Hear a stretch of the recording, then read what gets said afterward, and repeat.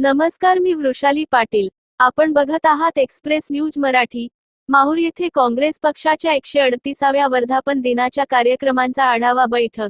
Bhagwati hospital नांदेडचे संचालक doctor अंकुश देवसरकर यांच्या उपस्थित पडली पार.